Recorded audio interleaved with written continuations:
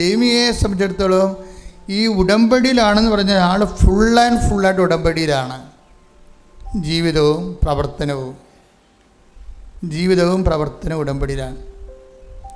ഇപ്പം കുർബാനയ്ക്ക് കൂടുന്ന സമയത്ത് പറയണത് ഞാനിങ്ങനെ കരഞ്ഞുകൊണ്ടേ ഇരിക്കുമെന്ന് പറയണം.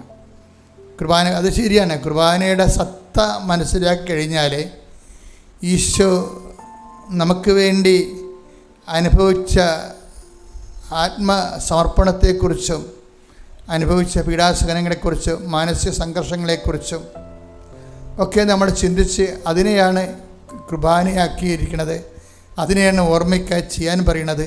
ആ ഓർമ്മ അനുഷ്ഠിക്കുമ്പോൾ നമ്മൾക്ക് ഉണ്ടാകുന്ന അഭിഷേകവും ആത്മബന്ധവും എന്ന് പറയുന്നത് ചിന്തിക്കാനാവാത്ത ഒരു ആത്മീയ അനുഭൂതിയാണ്. ഉടമ്പടിയിലുള്ള എല്ലാ മക്കൾക്കും ഉണ്ടാകും. ഉടമ്പടിയിലുള്ള മക്കൾ കുർബാന കൂടുമ്പോൾ വളരെയേറെ ശ്രദ്ധിക്കണം. കാര്യം എന്താണ്? അവർ മറ്റുള്ളവരെക്കാൾ മാതാവിൻ്റെ മധ്യസ്ഥതയിൽ ദൈവത്തിരുസന്നിധിയിൽ സുവിശേഷം ജീവിക്കുന്നവരാണ്. സുവിശേഷം ജീവിക്കുന്നവർ കുർബാന കൂടി കഴിയുമ്പോൾ അതിൻ്റെ അഭിഷേകം എന്ന് പറയുന്നത് ഉന്നതമായ അഭിഷേകമാണ്. അതുകൊണ്ടാണ് പറയുന്നത്, ഞാൻ പണ്ടേ കുർബാന നല്ലവണ്ണം കൂടുന്ന ആളായിരുന്നു. പക്ഷേ ഉടമ്പടി എടുത്തപ്പോൾ ഞാൻ കുർബാനയുടെ സമയത്ത് പണ്ടൊക്കെ പല കാര്യങ്ങളെക്കുറിച്ചും കുർബാന കഴിഞ്ഞ് ചെയ്യേണ്ട കാര്യങ്ങളെക്കുറിച്ച് ഞാൻ ചിന്തിക്കുമായിരുന്നു. ഇപ്പോഴും ഞാൻ ഒറ്റ നിപ്പാണ്. അതാണ് വ്യത്യാസം. ഉടമ്പടി എടുക്കണ മുമ്പ് ഞാൻ കുർബാന കൂടുമായിരുന്നു, ജെയ്മി അങ്ങനെ പറയണത്. പക്ഷേ ഞാൻ കുർബാനയുടെ ഇടയ്ക്ക് ഞാൻ കുർബാന കഴിഞ്ഞ് ചെയ്യേണ്ട കാര്യങ്ങളൊക്കെ കുറിച്ച് ചിന്തിക്കും. പക്ഷേ ഉടമ്പടിയിലായി കഴിഞ്ഞപ്പോൾ ദൈവത്തെ ആഴമായി മനസ്സിലാക്കി കഴിഞ്ഞപ്പോൾ ഞാനിപ്പോഴേ മുഴുവനും 100% കുർബാനയിൽ അങ്ങനെ മുഴുകയാണ് നിൽക്കണമെന്നാണ്. ഓരോ വാക്കിലും ഓരോ പാട്ടിലും ഓരോ പ്രവർത്തനങ്ങളിലും. കാര്യം എല്ലാ രീതിയിലുമുള്ള കുർബാനകളിലെല്ലാം വളരെ ശക്തമായ ദൈവസാന്നിധ്യത്തിൻ്റെ പാട്ടുകളുണ്ട്. അപ്പോൾ അതൊക്കെ നിങ്ങൾ കേൾക്കുമ്പോൾ തന്നെ അതിൻ്റെ കൂടെ ഏത് റൈറ്റിലെ കുർബാനയ്ക്കാണ് പങ്കെടുക്കുന്നത് അതിൻ്റെ കൂടെ അങ്ങ് പാടുകയും പ്രാർത്ഥിക്കുകയും മൗനമായി. ഇപ്പോൾ ലാറ്റിൻ കുർബാന മാസത്തിനൊക്കെ ആണെങ്കിൽ മൗനമായ സമയങ്ങളുണ്ട്. കുർബാന സ്വീകരിച്ചു കഴിഞ്ഞാൽ പിന്നെ സേക്രഡ് സൈലൻസ് എന്ന് പറയും. അത് വല്ലാത്തൊരു സമയമാണ്. അതുപോലെ തന്നെ നമ്മൾ കുർബാന തുടങ്ങാൻ നേരത്തും ഒരു സൈലൻസ് ഉണ്ട്. അനുതാപത്തിൻ്റെ, നിശബ്ദതയുടെ, ബഹളമില്ലാതെ മനുഷ്യൻ ദൈവമായിട്ട് കണ്ടുമുട്ടുന്നുമ്പോഴുള്ളൊരു ഹോംവർക്കാണ് ആ ടൈം. ദൈവമായിട്ട് കണ്ടുമുട്ടി കഴിഞ്ഞുള്ള ദൈവത്തോടുള്ള മനസ്സിൻ്റെ സംവേദനങ്ങളാണ് അവസാനത്തെ സെക്രഡ് സൈലൻസ് എന്ന് പറയുന്നത്. അപ്പോൾ ഇതെല്ലാം ദൈവം നമുക്ക് നൽകിയിരിക്കുന്നത് ആവുന്ന വിധത്തിലെല്ലാം ദൈവമായിട്ട് മനുഷ്യൻ ജീവിക്കാനാണ്. നമുക്ക് പലപ്പോഴും വരുന്നൊരു വിഷയം, ദൈവമായിട്ട് നമ്മൾ ഗുരുതരമായ ഒരു ജീവിതമില്ല, പിന്നെ ഒരു ആചാര അനുഷ്ഠാന പ്രകാരമുള്ളൊരു കാട്ടിക്കൂട്ടലും ഉള്ള സാങ്കേതികതകളാണ് ഉള്ളത്. അപ്പോൾ ആ ഒരു ലെവല് നിങ്ങൾ ചേഞ്ച് ചെയ്യണം. ഒന്ന് പ്രാർത്ഥിക്കുക. കർത്താവായ ദൈവമേ, ആഴമായ ആത്മബന്ധത്തോടെ കാർലോ അക്യൂറ്റസിനെ പോലെ പരിശുദ്ധ കുർബാനയുടെ ധ്യാനത്തോഴനാകാൻ എന്നെ അനുഗ്രഹിക്കണമേ. ശ്രുതികട ഹല്ലേലൂയ. പരിശുദ്ധ പരമദിവ്യകാരുണ്യത്തിന് ആരാധനയും സ്തുതിയും പുകഴ്ചയും ഉണ്ടായിരിക്കട്ടെ. പരിശുദ്ധ പരമദിവ്യകാരുണ്യത്തിന് ആരാധനയും സ്തുതിയും പുകഴ്ചയും ഉണ്ടായിരിക്കട്ടെ. ഇത്രയും പെരുവിരിപ്പുള്ള, ഇത്രയും സ്കൂളിലൊന്നും ഇരുത്താൻ കൊള്ളാത്ത ഹൈപ്പർ ആക്ടിവിറ്റിയും ഓട്ടിസ ലക്ഷണങ്ങളൊക്കെ ഉള്ള ഈ മകനെയും കൊണ്ട് 6 മാസം കഴിയുമ്പോൾ വീണ്ടും ഈ ഡോക്ടറുടെ അടുത്ത് ചെല്ലും. അപ്പോൾ ഇവനെ കാണുമ്പോൾ ഡോക്ടർ ചോദിക്കും, ഇപ്പം മരുന്നെല്ലാം കൃത്യമായിട്ട് കൊടുക്കുന്നുണ്ടല്ലോ അല്ലേന്ന് ചോദിക്കും. അപ്പോൾ ജെയ്മി പറയും, ഡോക്ടർ തന്ന മരുന്നൊന്നും കൊടുത്തിട്ടില്ല. കൊടുത്തില്ലേ? പിന്നെ കൊച്ചിങ്ങനെ സുഖപ്പെട്ട് നിൽക്കണില്ല എന്ന് പറയും. അപ്പോൾ ഞാനൊരാളെ കണ്ടുമുട്ടി ഡോക്ടർ എന്ന് പറയും. ആരാണ്? ഈശോനോട് പറയാൻ അധികാരമുള്ള ഒരാളെ കണ്ടുമുട്ടിയെന്ന്. ആ സാക്ഷ്യത്തിലൊക്കെ പോക്ക് കണ്ടില്ലേ? ഞാനൊരാളെ കണ്ടുമുട്ടിയെന്ന്. ആരെയാണ്? മാതാവിനെ കണ്ടുമുട്ടിയ കാര്യം പറയുകയാണ്. എന്നിട്ട് ജെയ്മി അതൊക്കെ പറഞ്ഞ ഒരു കാര്യമുണ്ട്. അമ്മയെ എനിക്ക് പുതിയ ആളല്ല, ഞാൻ കോൺവെന്റ് സ്കൂളിലാണ് പഠിച്ചത്, എനിക്ക് അമ്മേനെ അറിയാം. അപ്പോൾ എൻ്റെ മനസ്സ് പറഞ്ഞ്, നമ്മൾക്ക് അമ്മേനെ എല്ലാവർക്കും അറിയാം, പക്ഷേ നമ്മൾ അറിയാത്ത അമ്മയാണ് കൃപാസനത്തിലത്. അത് വേറെ ഒരു ലെവലാണത്. കാര്യം എന്ന് വെച്ച് കഴിഞ്ഞാൽ ദുരന്തം ഉണ്ടാകാൻ പോണ് പ്രാർത്ഥിക്കണമെന്നാണ് 2004 ഡിസംബർ 7-ാം തീയതി അമ്മയുടെ പ്രത്യക്ഷം ഇവിടെ പറയണത്. അത് സിൽവർ ഗ്രേയിൽ സമയഘടികാരം നെഞ്ചിൽ ചാർത്തിയിട്ട്, അപ്പോൾ ദുരന്തം ഒരു വ്യക്തി ഒരു ദുരന്തം അനുഭവിച്ചാൽ അതിന് ലോകത്ത് പ്രാർത്ഥിക്കാനുള്ള ഏക ഇടമാണ് കൃപാസനം. അതാണ് കൃപാസന മാതാവ്. അപ്പോൾ നിനക്ക് ദുരന്തമായിട്ട് തോന്നണം അത്. പക്ഷെ നീ ഈ ജേമിയെപ്പോലെ തന്നെ ഇതുപോലെയുള്ള അനേക മക്കളുണ്ട്. വെച്ച് കഴിഞ്ഞാൽ അതുപോലെ തന്നെ ഉടമ്പടി എന്തുമാത്രം ദൈവസ്നേഹത്തോടെയാണ് പറയണത്. ഞാൻ എൻ്റെ മകനെ സുഖപ്പെടുത്തണമെന്ന് അമ്മയോട് പറഞ്ഞിട്ടില്ല. അതാണ് പറയണത്. ഞാൻ എൻ്റെ മകനെ സുഖപ്പെടുത്തണമെന്ന് അമ്മയോട് പറഞ്ഞിട്ടില്ല. ഞാൻ അമ്മയോട് പറഞ്ഞത് അവൻ വളർന്നു വരികയാണ്, അവൻ്റെ കാലത്ത് അവന് ജീവിക്കാൻ പറ്റുന്ന ഒരു സാഹചര്യം ഉണ്ടാകണം. വളരെ മിനിമമാണ് ആഗ്രഹിക്കുന്നത്. എന്നിട്ട് നാട്ടുകാർ അവനെ കൈവെക്കരുത്, അവന് ജീവിച്ചു പോകണം. മിനിമമാണ് ഞാൻ ചോദിച്ചത്. അമ്മ തന്നത് മാക്സിമം ആണെന്ന്. ശ്രുതികട്ടെ ഹല്ലേലൂയ.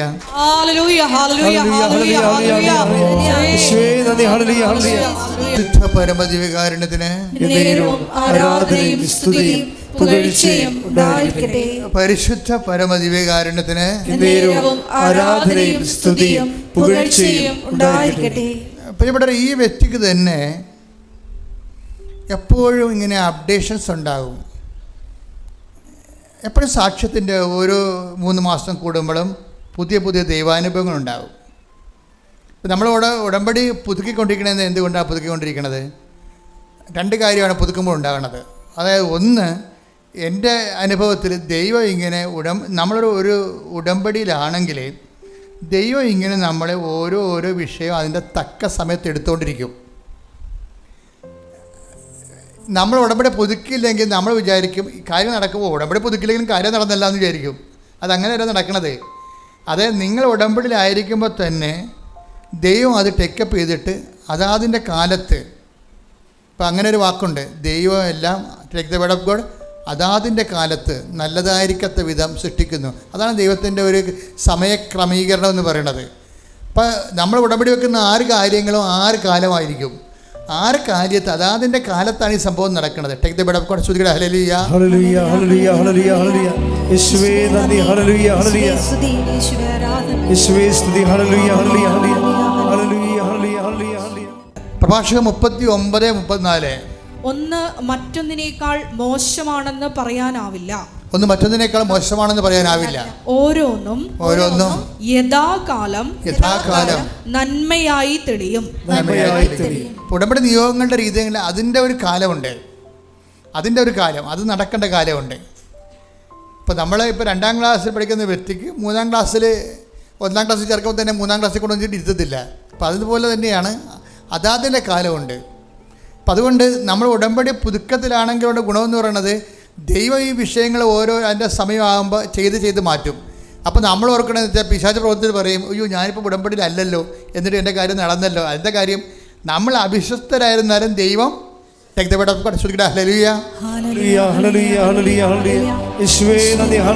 പരമദിവ്യകാരുണ്യത്തിന് ആരാധനയും സ്തുതിയും പുകഴ്ചയും ഉണ്ടായിരിക്കട്ടെ. 2 തിമോത്തിയോസ് 2:13 എപ്പോഴും മറന്നു പോകാതിരിക്കേണ്ട വചനമാണ്. ക്യാപിറ്റൽ വേർഡാണ്. എന്താണ് 2 തിമോത്തി പറഞ്ഞേ? 2:13 എന്താണ് വിഷയം? നാം അവിശ്വസ്തരായിരുന്നാലും അവൻ വിശ്വസ്തനായിരിക്കും. ഇതൊരു പ്രശ്നമാണ്. ദൈവം അതാതിൻ്റെ കാലത്ത് നിങ്ങളുടെ നിയോഗങ്ങളെ ഏറ്റെടുത്തുകൊണ്ടിരിക്കും. പക്ഷെ നമ്മളെ സംബന്ധിച്ചിടത്തോളം അയ്യോ ഇനി പത്രം കൊടുക്കണമല്ല, ഇനി ചിലർക്ക് വിശുദ്ധി ജീവിക്കണ പോലും ഭയങ്കരമായിട്ടുള്ള ചലഞ്ചാണ്. അപ്പം അതുകൊണ്ട് അവർ ഉടമ്പടി അവസാനിക്കുമ്പോൾ ഈ ലോകത്താന്മാരാണെങ്കിലേ ലോകമാണ് ദൈവം എന്ന് പറഞ്ഞ് നടക്കുന്ന ആൾക്കാരില്ലേ, ഉദരമാണ് ദൈവം. Take the word of God. ശ്രുതികട്ടെ ഹല്ലേലൂയ ഹല്ലേലൂയ ഹല്ലേലൂയ ഹല്ലേലൂയ ഹല്ലേലൂയ. യേശുവേ നന്ദി. ഹല്ലേലൂയ ഹല്ലേലൂയ ഹല്ലേലൂയ. യേശുവേ ആരാധന ആരാധന ആരാധന. യേശുവേ നന്ദി മഹത്വം. ഫിലിപ്പി 3:19. ഫിലിപ്പിയർ 3:19 നാശമാണ് അവരുടെ അവസാനം, ഉദരമാണ് അവരുടെ ദൈവം. ലജ്ജാകരമായതിൽ അവർ അഭിമാനം കൊള്ളുന്നു. അപ്പം അതായത് ചിലർക്ക് ഉദരമാണ് ദൈവം. അതുകൊണ്ട് എന്താ പറയും, എങ്ങനെ അപ്പോൾ ഉടമ്പടി ഇല്ലെങ്കിൽ പിന്നെ ഉപവസിക്കേണ്ട കാര്യമില്ല ബുധനാഴ്ച. അപ്പോൾ ഉപവാസത്തിന് രക്ഷപ്പെടാൻ വേണ്ടി ഉടമ്പടി അവസാനിപ്പിക്കുന്നവരുണ്ട്. അവർക്കൊരു ആശ്വാസമാണ് ഉടമ്പടി തീരുമ്പോൾ. അതിൻ്റെ കാര്യം അവർ ലോകത്താന്മാരായതുകൊണ്ടാണ്.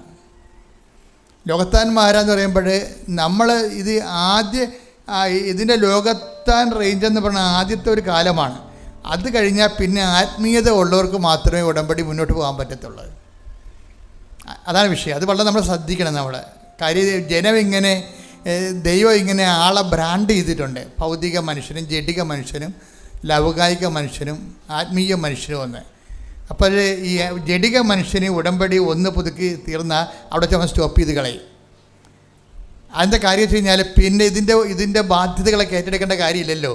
ദൈവസ്നേഹം ഇല്ലാതെ വിഷയസ്നേഹം ഉള്ളത് കൊണ്ടാണ് ഉടമ്പടി അപ്പം തന്നെ സ്റ്റോപ്പ് ചെയ്യണത്. ശ്രദ്ധിക്കട്ടെ. ഹല്ലേലൂയ ഹല്ലേലൂയ ഹല്ലേലൂയ ഹല്ലേലൂയ ഹല്ലേലൂയ. യേശുവേ നന്ദി, യേശുവേ ആരാധന ആരാധന. യേശുവേ നന്ദി, മഹത്വം മഹത്വം മഹത്വം മഹത്വം. ഹല്ലേലൂയ ഹല്ലേലൂയ ഹല്ലേലൂയ ഹല്ലേലൂയ ഹല്ലേലൂയ.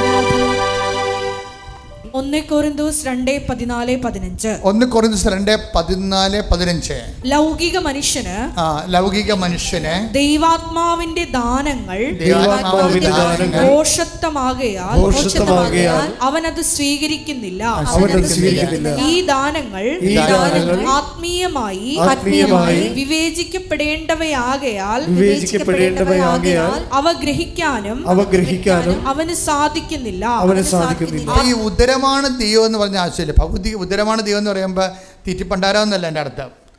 ലൗകികമായ കാര്യങ്ങൾക്ക് മാത്രം ദൈവത്തെ അവലംബം വെക്കുന്ന ആൾക്കാരാണ്. വീട്, ജോലി, വിവാഹം, PR, പെൻഷൻ, വേറെ ഒന്നുമില്ല. ഭൗതിക നേട്ടങ്ങൾക്ക് വേണ്ടി മാത്രം ദൈവത്തെ ഉടമ്പടി എടുത്തിരിക്കുന്ന ആൾക്കാരുണ്ട്. അവർക്ക് ആത്മീയത ഒരു പ്രശ്നമല്ല. നിങ്ങളുടെ ഉടമ്പടി പല സമയത്ത് സ്ലോ ആകാൻ കാരണം, പിത്ത പിടിക്കാൻ കാരണം എന്താ കാര്യം? ഉടമ്പടിക്ക് ഇങ്ങനെ കൊളസ്ട്രോൾ അടിക്കാൻ കാര്യം എന്താ? ഉടമ്പടി കൊളസ്ട്രോൾ അടിക്കാൻ കാര്യം ഇത് മൊത്തം ദൈവത്തെ സമീപിക്കുന്ന രീതിയുടെ കുഴപ്പമാണ്. ദൈവത്തിന് വേണ്ടി സ്വീകരിക്കുന്നതിന് പകരം ദൈവത്തിൻ്റെ ആനുകൂല്യങ്ങൾ അടിച്ചു മാറ്റാൻ വേണ്ടിയുള്ള തന്ത്രവിദ്യയായിട്ട് ഉടമ്പടിയെ നിങ്ങൾ ന്യൂനീകരിക്കുന്നുണ്ട്. അതുകൊണ്ടാണ് ആധ്യാത്മികമായ വളർച്ചയില്ലാത്തത്. ഉടമ്പടിയിലൂടെ ഈ ലൗകിക മനുഷ്യനാണ് അങ്ങനെ വളർച്ച മുറ്റി പോണത്.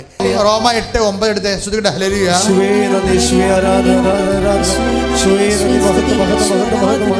റോമ 8:9. ദൈവത്തിന്റെ ആത്മാവ് യഥാർത്ഥമായി നിങ്ങളിൽ വസിക്കുന്നെങ്കിൽ നിങ്ങൾ ജഡികരല്ല ആത്മീയരാണ്. ദൈവം രണ്ടായിട്ടാണ് ആൾക്കാരെ തിരിക്കണത്. എന്താണ് ജഡികരും ആത്മീയരും? ജഡികരുടെ പ്രശ്നം എന്ന് വെച്ച് കഴിഞ്ഞാൽ ജഡികമായ കാര്യം നമ്മൾ ജഡികം എന്ന് പറഞ്ഞാൽ എന്താണ്? ഭൗതികമായ നേട്ടത്തിന് വേണ്ടി മാത്രം വീട്, ജോലി, വിവാഹം, വെള്ളം, അതുപോലെ പ്രൊമോഷൻ, ഇങ്ങനെയുള്ള ജഡിക കാര്യങ്ങൾക്ക് മാത്രമേ വാപിളിക്കത്തുള്ളൂ ദൈവത്തിൻ്റെ സന്നിധിയിൽ. ആഹാരത്തിന് വാപിളിക്കണ പോലെ തന്നെയാണ് അവൻ ദൈവത്തിന് പ്രാർത്ഥിക്കാൻ വാപിളിക്കണത്. എന്തിനു വേണ്ടിയായിരിക്കും? ജഡിക കാര്യത്തിന് വേണ്ടിയായിരിക്കും. അത് കുറേ നാളായി കഴിഞ്ഞാൽ നിങ്ങൾ ബ്രാൻഡഡായി പോവും, ജഡികനായി പോവും. എന്നുവെച്ചാൽ ഇന്ന് വരെ ഇപ്പോൾ ഈ ജെയ്മി പറഞ്ഞെന്താണെന്നറിയാവോ? ഞാൻ പ്രേക്ഷിത പ്രവർത്തനത്തിൽ ഇറങ്ങണത് എന്തിനാണെന്നറിയാവോ? ഞാൻ എൻ്റെ മകനെ കൊണ്ടാണ് ഇറങ്ങണത്. അമ്മയും മകനും കൂടി എല്ലായിടത്തും പ്രേക്ഷിത പ്രവർത്തനത്തിന് പോണത്. ഇവർക്ക് അത്യാവശ്യം ശമ്പളമുള്ള നല്ല ജോലിയുള്ള പാർട്ടിയാണ്. പക്ഷേ അവരെ സംബന്ധിച്ചിടത്തോളം അവർ ഈ മകൻ സുഖപ്പെട്ട് കഴിഞ്ഞപ്പോഴാണ് എന്ത് ചെയ്ത് അവരുടെ മനസ്സിൽ കർത്താവ് ഒരു ആഗ്രഹം കൊടുത്തു. എന്താ ആഗ്രഹം കൊടുത്തു വെച്ചാൽ ഇവർക്ക് ഇപ്പോൾ 12 മണിക്കൂർ ജോലിയാണ്.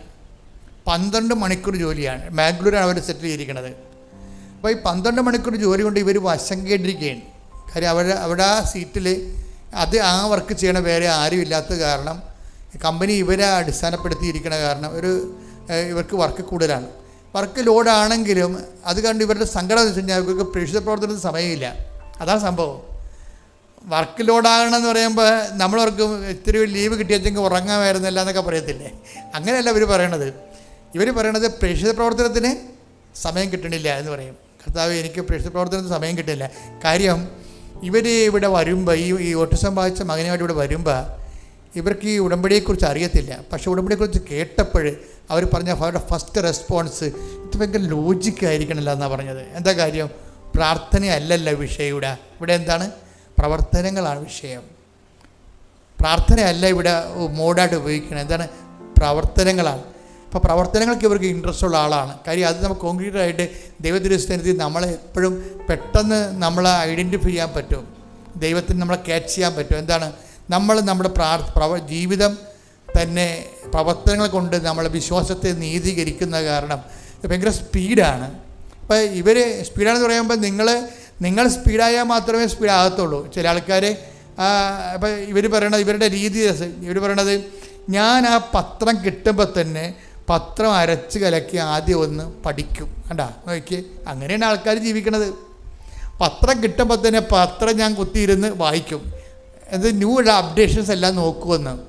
സാക്ഷ്യത്തിൻ്റെ പുതിയ തലങ്ങളില്ലേ, അതെല്ലാം നോക്കും. എന്തിനാണ് അവരെ നോക്കണത്?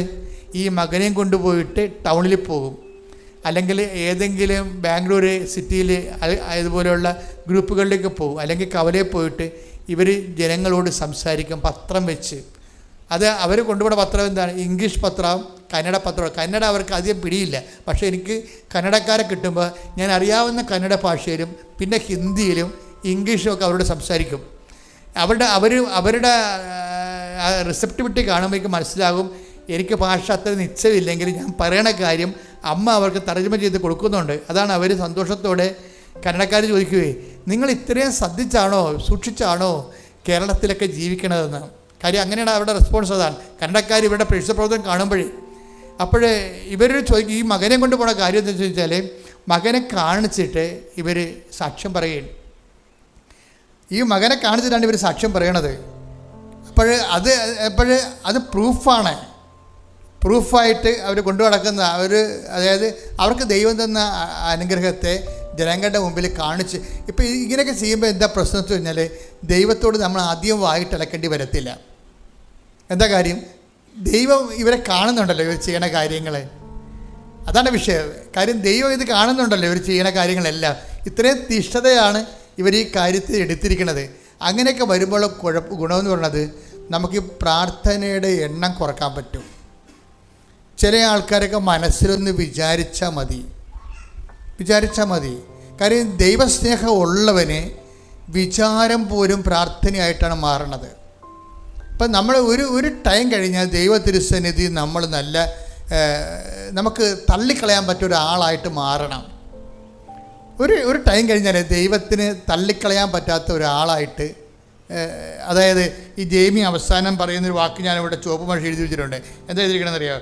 ദൈവസന്നിധി കണ്ണുകൾ ഉയർത്തി നിൽക്കാൻ പറ്റാത്ത എന്തെങ്കിലും എന്നിലുണ്ടെങ്കിൽ അത് മാറ്റാൻ ഉടമ്പടി ജീവിതം എന്നെ സഹായിച്ചിട്ടുണ്ടെന്ന്. എന്നെ വർത്താനം പറയണേ? എന്താ പറഞ്ഞിരിക്കണവർ? ദൈവസന്നിധിയിൽ കണ്ണുകൾ എന്ന് പറഞ്ഞ ദൈവസന്നിധിയിൽ കണ്ണുകൾ ഉയർത്തി നിൽക്കാൻ പറ്റാത്ത എന്തെങ്കിലും നമ്മിലുണ്ടെങ്കിൽ അത് മാറ്റാൻ ഉടമ്പടി ജീവിതം നമ്മെ സഹായിക്കും. അപ്പൊ ഇത്രയും സ്കാൻ ചെയ്തിട്ടാണ് അവരിതിനെ ഈ വിഷയം അവതരിപ്പിക്കുന്നത്. ഉടമ്പടി എന്താണ് അവർക്ക് നൽകിയതെന്ന് ചോദിച്ചാൽ അവർ പറയുന്ന ഒറ്റ വാക്ക് എന്താണ്? എനിക്ക് ദൈവ തിരുസന്നിധിയിലെ കണ്ണുകൾ ഉയർത്തി ധൈര്യത്തോടെ നിൽക്കാം. അതെന്നെ ധൈര്യത്തോടെ നിർത്തുന്നത് ആരാണ്? എൻ്റെ ഉടമ്പടി ജീവിതമാണ്. ദൈവ തിരുസന്നിധിയിൽ എനിക്ക് ധൈര്യമായിട്ട് ചോദിക്കാം. ദൈവം തരികയോ തരാതിരിക്കുകയോ അത് ദൈവത്തിൻ്റെ വിഷയമാണ്. അതിലെനിക്ക് പ്രശ്നമല്ല. പക്ഷേ എനിക്ക് ചോദിക്കാനുള്ള ഒരു ആംബിയർ ഉണ്ട്. എന്താ കാര്യം? ഞാൻ ദൈവ തിരുസന്നിധിയിൽ കണ്ണുകൾ ഉയർത്തി നിൽക്കാനുള്ള ധൈര്യം എനിക്ക് തന്നത് ആരാണ്? എൻ്റെ ഉടമ്പടി ജീവിതമാണ്. അപ്പോൾ ഉടമ്പടി ജീവിതം എന്നാണ് അവർ പറയണത്. ഞാനൊരിക്കലും ഉടമ്പടി ജീവിതമെന്ന് പറഞ്ഞിട്ടില്ല. കാരണം ജനങ്ങൾ അവരുടെ അനുഭവത്തിലൂടെ ഉടമ്പടി ജീവിതമെന്ന് പറയാൻ തുടങ്ങിയപ്പോഴാണ് ഞാനും ഉടമ്പടി ജീവിതമെന്ന് പറയാൻ തുടങ്ങിയത്. കാര്യം ഉടമ്പടി ഒരു ജീവിത രീതിയാണത്. ആ ഉടമ്പടി ജീവിതത്തിലൂടെ ഒരു വ്യക്തിക്ക് ഉണ്ടാകുന്ന സംഭവം എന്താണ്? ദൈവത്തിൻ്റെ തിരുസന്നിധിയിൽ കണ്ണുകൾ ഉയർത്തി നിൽക്കാൻ നമുക്ക് ആശങ്കയില്ലാതെ, സംശയമില്ലാതെ, ഞെട്ടുറപ്പോടുകൂടി നിൽക്കാൻ പറ്റും. കാര്യം എന്താണ്? അവരുടെ പ്രവർത്തനത്തിൻ്റെ രീതിയാണ്. കന്നഡയിലും ഇംഗ്ലീഷുകാരുടെ ഇംഗ്ലീഷും ഹിന്ദിയും അത്രയും ഭാഷയ്ക്ക് നൈപുണ്യം ഇല്ലെങ്കിൽ പോലും ആദ്യം പതർച്ചൊന്നും ഇല്ലാതെ കർത്താവിനെ സുവിശേഷ വേല. അപ്പോൾ ഇത് ചെയ്യണത് എന്താണ്? ഇത് ചെയ്യണത് ഇവർ 12 മണിക്കൂർ ജോലി കഴിഞ്ഞിട്ടാണ് ചെയ്യണത്. 12 മണിക്കൂർ ജോലിയുണ്ട് അവർക്ക് അവരുടെ ഓഫീസിലെ. അത് കഴിഞ്ഞിട്ടാണ് ഇവർ ചെയ്യണത്. അപ്പോഴവരുടെ മനസ്സിൽ കർത്താവിനോട് ഒരു ചിന്ത എന്താ വന്നതെന്ന് വെച്ച് കഴിഞ്ഞാൽ, എനിക്കിത് സമയം കിട്ടുകയാണെങ്കിൽ എനിക്ക് ടെൻഷൻ ഇല്ലാതെ ജോലി ചെയ്യാവില്ല. അതാണ് പിന്നീട് അവർ ഈശോയോട് പറയണ ഒരു കാര്യം. എനിക്കിത് സമയം ഇപ്പോൾ 12 മണിക്കൂർ ജോലി ചെയ്യണ്ടേ. തന്നെയല്ല വേറെ പ്രശ്നമുണ്ട്. എന്താണ്? ഈ ഒക്കുളർ മയോപ്പതി എന്ന് പറഞ്ഞ രോഗമുണ്ട്. കണ്ണിൻ്റെ മസിൽ കടിക്കും. അപ്പം അത് കണ്ണിന് അതുകൊണ്ട് ഈ കമ്പ്യൂട്ടർ നോക്കി കുറച്ച് നേരം ഇരുന്ന് കഴിഞ്ഞാൽ തന്നെ കണ്ണൊക്കെ വല്ലാത്ത രീതിയിൽ കണ്ണ് നിറയാനും മസിൽ പിടിക്കാനൊക്കെ തുടങ്ങും. അപ്പോൾ മസിൽ വെട്ടിക്കയറ്റതൊക്കെ നമ്മൾ പറയത്തില്ലേ, അപ്പോൾ കണ്ണിൻ്റെ മസിൽ പിടിക്കും. അപ്പോൾ ആ രോഗമുള്ള ആളാണ് ഈ 12 മണിക്കൂർ ജോലി ചെയ്യണത്. ഈ ജോലിയുടെ ഇടയ്ക്കാണ് ഈ സുവിശേഷ വേലയ്ക്ക് പോണത്. അപ്പോൾ ഈശോയോട് മനസ്സിലെന്ന് വിചാരിക്കും, എന്താണ്, എനിക്ക് ഇത്തിരി സമയം കൂടി കിട്ടിയിരുന്നെങ്കിൽ എനിക്ക് കുറച്ചുകൂടി സമാധാനത്തിൽ പ്രേക്ഷിത വരെ ചെയ്യാൻ പറ്റുമല്ലോ എന്ന്. അവർ മനസ്സിൽ വിചാരിച്ചതേ ഉള്ളൂ. അവർക്ക് പ്രൊമോഷൻ്റെ സമയമൊന്നും ആയിട്ടില്ല. നിയമപരമായിട്ട് അവർക്ക് പ്രൊമോഷന് 3 കൊല്ലം കൂടി വേണം. പക്ഷേ എന്ത് ചെയ്ത്, ആ മനസ്സിൽ വിചാരിച്ച ആ ആഴ്ച തന്നെ ഈശോ അവർക്ക് പ്രൊമോഷനും ശമ്പളം കൂട്ടുകയാണ്. ദൈവം ഇങ്ങനെ വളരെ ഇങ്ങനെ കണ്ണെ കാണാവുന്ന പോലെയാണ്. നമ്മൾ ഈ പാത്ത് കളിച്ചിട്ടാണ് കുഴപ്പം വന്നിരിക്കുന്നത്. നിങ്ങൾ നേരെ വെളിച്ചത്ത് വരണം ദൈവത്തിൻ്റെ മുമ്പിൽ. ദൈവത്തിന് മുമ്പ് വെളിച്ചത്ത് വന്നിട്ട് നിങ്ങളുടെ പ്രവർത്തനങ്ങൾ ദൈവം കാണട്ടെ. ദൈവം കണ്ട് ദൈവം മനസ്സിലാക്കണം. നിങ്ങളൊന്നും ഒളിച്ച് കളിക്കണില്ല. തൽക്കാലം ഇങ്ങനെ ഒരു കാര്യം കാണാൻ വേണ്ടി കുറച്ച് നാളത്തേക്കുള്ള ചുറ്റിക്കളിയല്ല എന്ന് ദൈവത്തിന് തോന്നണം. പല ആൾക്കാർക്ക് ഉടമ്പടി ചുറ്റിക്കളിയാണ്. എന്താണ്, ആ തൽക്കാലം ആ കാര്യം കാണാൻ വേണ്ടിയുള്ള ഒരു പമ്മലും ഒരു തിരികത്തിക്കലും ഒരു ഓട്ടം പിടുത്തമൊക്കെ ഉള്ളൂ. ഇതൊക്കെ ദൈവത്തിന് അറിയാം. അങ്ങനെയുള്ള അഭ്യാസം ഇനി നടക്കത്തില്ല. എന്താ കാര്യം വെച്ചാൽ, നിങ്ങൾക്ക് മുമ്പിൽ വന്ന ആൾക്കാർ, പുറകിൽ വന്ന ആൾക്കാർ ഒത്തിരി മുമ്പിലോട്ട് പോയി. അവരെന്താണ്, സത്യസന്ധമായ ഒരു വഴികൾ തിരഞ്ഞെടുത്തിട്ടാണ് ദൈവത്തിന് അവർ ബോധ്യപ്പെടുത്തി. അപ്പോൾ എന്താ പറ്റി, അവർ ടൈം ഷോർട്ട് ചെയ്ത് കൊടുക്കും. ഇപ്പോൾ ഉടമ്പടിയുടെ രീതി എന്താണ്, സമയമായില്ലെന്ന് പറഞ്ഞാൽ ആകാത്ത സമയം ആക്കിയെടുക്കുന്നതിനാണ് അമ്മയുടെ കണ്ടന്റ് എന്ന് പറയുന്നത്. മരിയൻ കണ്ടന്റ്, ഉടമ്പടിയുടെ മരിയൻ കണ്ടന്റ് എന്താണ്, അവൻ പറയണ പോലെ ചെയ്യുക എന്ന് പറഞ്ഞാൽ അവൻ പറയണ പോലെ ചെയ്യണത് എന്തിനു വേണ്ടിയാണ്? ആകാത്ത സമയമാണ് വിഷയം. കൃപാസനത്തിൽ സമയഘടികാരം നെഞ്ചൽ ചാർത്ത് പ്രത്യക്ഷപ്പെടുമ്പോൾ സഞ്ചാരി മാതാവിൻ്റെ സമയത്തിൻ്റെ അധികാരിയെന്ന് ജനങ്ങൾ പ്രാർത്ഥിക്കുമ്പോൾ അതിൻ്റെ പിന്നിലുള്ള അന്തസ്സത്ത എന്ന് പറഞ്ഞാൽ എന്താണ്, നിന്റെ സമയത്തിന് മേലെ ഇടപെടാൻ മാതാവിന് ദൈവം മധ്യസ്ഥ അധികാരം കൊടുത്തിരിക്കുന്നു. കൈയടിച്ച് ശ്രദ്ധിക്കട്ടെ.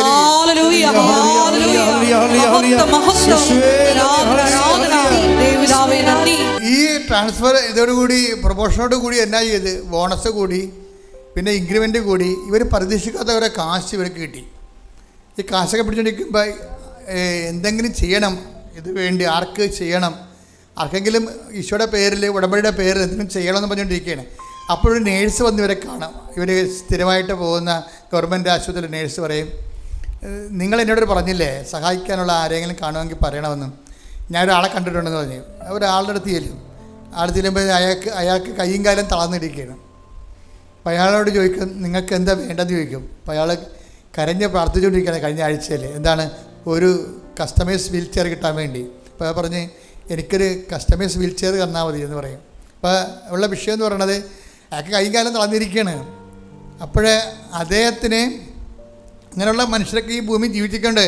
കൈയും കാര്യമൊക്കെ നിങ്ങൾ ഉയർത്തി സ്തുതിക്കാൻ നേരത്ത് ഓർക്കണം, ദൈവത്തോട് നന്ദി പറയണം നമ്മൾ, ഞാനായാലും നിങ്ങളായാലും.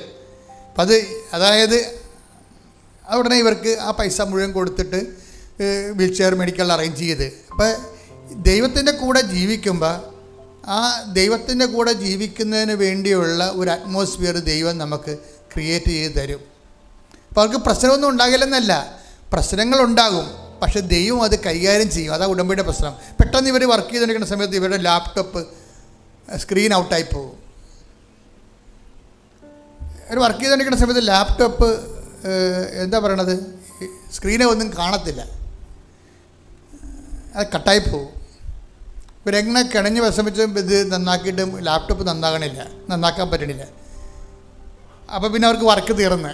അപ്പോൾ അവർ ഉടനെ അപ്പം മനസ്സിൽ ചിന്തിച്ച് എന്നാൽ വില്ലേജ് ഓഫീസിലോട്ട് പോകാമെന്ന് വിചാരിച്ച്. എന്താ കാര്യം എന്ന് വെച്ച് കഴിഞ്ഞാൽ, അവരെ വീട്ടിൽ ഇരുന്ന് ഹോംവർക്ക് ചെയ്യണ സമയത്താണ് ഇത് സംഭവിക്കണത്. കോട്ടയത്ത് അവർ വില്ലേജ് ഓഫീസിൽ പോയത് എന്തിനാണെന്ന് വെച്ച് കഴിഞ്ഞാൽ, അവർ ബാംഗ്ലൂർ ആയത് കാരണം നാട്ടിൽ റീസർവേ നടത്തിയപ്പോൾ തണ്ടപ്പേര് മാറിപ്പോയി. നിങ്ങൾക്കറിയാലോ എന്ത് പുലിവാലാണെന്ന്. നമ്മളൊക്കെ നാട്ടിലില്ലെങ്കിൽ അവർ റീസർവേ നടത്തിയിട്ട് പോകും, നമ്മുടെ പറമ്പ് വേറെ ആരുടെങ്കിലും പേരിലായിരിക്കും. പിന്നെ കരമടക്കാൻ പറ്റത്തില്ല. അങ്ങനെ കരമടക്കാൻ പറ്റാതെ 2 കൊല്ലമായി ഒരു പുരയിടത്തിന് കരമടക്കാൻ പറ്റാതെ കിടക്കുകയാണ്. അപ്പോൾ അതിന് ഇപ്പോൾ ലാപ്ടോപ്പ് ഓഫായപ്പോൾ അവർ വിചാരിച്ച് എന്നാൽ കിട്ടുന്ന സമയത്ത് വില്ലേജ് ഓഫീസിൽ പോയിട്ട് കരമടക്കാനുള്ള കാര്യം ഇനി 2ാമത് സർവേ ചെയ്തിട്ട് 2ാമത് ഭൂമി അളന്നിട്ട് ആണ് ഇനി അത് നമുക്ക് കരമടക്കാൻ പറ്റാത്തുള്ളൂ. 2ാം സർവേ നടത്തണം, അത് വലിയ പാടാണ്. ഇവർ വില്ലേജ് ഓഫീസിൽ ചെന്നപ്പോൾ വില്ലേജ് ഓഫീസർ സീരിയസ് ആയിട്ട് ഫോണിൽ എന്ത് സംസാരിച്ചുകൊണ്ടിരിക്കുകയാണ്. സംസാരിച്ചുകൊണ്ടിരിക്കുന്ന സമയത്ത് അതിക്ക് മുമ്പ് വില്ലേജ് ഓഫീസിന് മുമ്പ് അവിടെ ഒരു എൽ ക്ലർക്ക് UD ക്ലർക്ക് ഉണ്ടാകുമല്ലോ, സൂപ്രണ്ട്, അല്ലെങ്കിൽ അവരെ കണ്ടപ്പോൾ പറഞ്ഞ്, മാഡം ഒരു പണി നടക്കത്തില്ല, റീസർവേക്കാരെ കൊണ്ടിവിടെ പൊറുതി മുട്ടിയിരിക്കുകയാണ്. 3 കൊല്ലത്തെ ആപ്ലിക്കേഷൻസ് ഇവിടെ ഉണ്ട്. ഇരിക്കുന്ന ഫയൽ കണ്ടില്ലേ? 3 കൊല്ലം. ഇപ്പം അങ്ങോട്ട് കയറണ്ട. കാര്യം 3 കൊല്ലം മുമ്പ് തന്നത് പോലും ഞങ്ങൾക്ക് പോയി അളക്കാൻ പറ്റിയിട്ടില്ല. ഇതിന് ഒത്തിരി കംപ്ലൈൻറ്റുകൾ കിടക്കണം, കാരണം ഇതൊന്നും നടക്കത്തില്ലെന്ന് പറഞ്ഞു. അപ്പോൾ ഇവർ അങ്ങനെ നോക്കിയിട്ട് വില്ലേജ് ഓഫീസിൻ്റെ അങ്ങേരെ ഫോൺ വിളിച്ച് തീർന്നപ്പോൾ ഒരു തരി ഉപ്പ് കൊണ്ടുപോയി, ഉടമ്പടി ഉപ്പ് കൊണ്ടുപോയി വില്ലേജ് ഓഫീസിലിട്ട്. നിങ്ങൾ ഉപ്പ് ഇട്ട് പ്രാർത്ഥിക്കണമെന്ന് പറയണില്ലേ? എപ്പോഴും നമ്മൾ ശ്രദ്ധിക്കണമെന്ന് വെച്ച് കഴിഞ്ഞാൽ നിങ്ങളതൊരു ശുദ്ധപ്രയോഗം പോലെ ചെയ്യരുത്. ഉടമ്പടിയിൽ ഉപ്പ് തന്നിരിക്കുന്നതിൻ്റെ ഉദ്ദേശം എന്ന് പറയുന്നത് അത് അറിയാവുന്നവർ മാത്രമേ അത് അപ്ലൈ ചെയ്യാവൂ. കാര്യം അതിൻ്റെ ഉദ്ദേശം എന്ന് പറയണത്, ഇപ്പോൾ കഴിഞ്ഞ ദിവസങ്ങളിൽ ഇവിടെ സാക്ഷ്യം പറഞ്ഞപ്പോൾ ഉപ്പിട്ട കാര്യം പറഞ്ഞപ്പോൾ സാക്ഷ്യം പറഞ്ഞ ലേഡി പറയണത് അത് കർത്താവിൻ്റെ രക്തമാണെന്നൊക്കെ. അപ്പോൾ ഞാൻ തന്നെ ഞെട്ടിപ്പോയി. അങ്ങനെയൊന്നും ഞാൻ പറഞ്ഞിട്ടില്ല. അത് അവരുടെ കയ്യിൽ നിന്നിട്ട് കാച്ചണതാണ്. ഇതൊക്കെ കയറിപ്പോവുകയില്ലേ? ഇതൊന്നുമല്ല വിഷയം. ഉപ്പ് എന്താ വിഷയം എന്ന് അറിയണം നമ്മൾ. അതെന്താ പ്രശ്നം എന്ന് പറയണത്?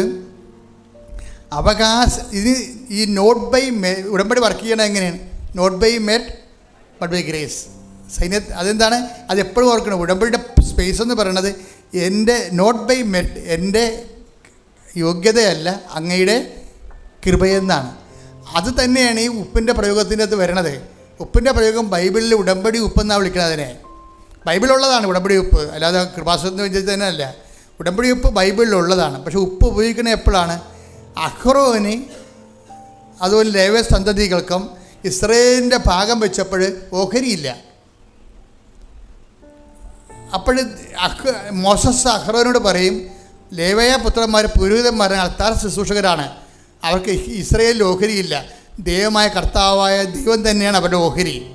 അതുകൊണ്ട് ബലിവസ്തുക്കളിൽ ഉപ്പ് തളിച്ചതുകൊണ്ട് അത് ആരും എടുക്കരുത്, അത് ലേവ്യ കുടുംബത്തിലുള്ളതാണെന്ന് പറയും. അതാണ് ഉപ്പ് തളിക്കേണ്ടത് ദൈവത്തിനുള്ളതാണെന്ന്. അതാണ് എൻ്റെ അർത്ഥം. നമ്മൾ ഉപ്പ് കൊണ്ട് തളിച്ചതിൻ്റെ അർത്ഥം എന്താണ്? വിശ്വാസ പ്രമാണം ചൊല്ലിയത് അർത്ഥത്തിൻ്റെ അർത്ഥം എന്താണ്? ഞാനിവിടെ തോറ്റിരിക്കുന്നു, എനിക്കിവിടെ അവകാശമില്ല, എൻ്റെ അവകാശം കർത്താവാണെന്ന്.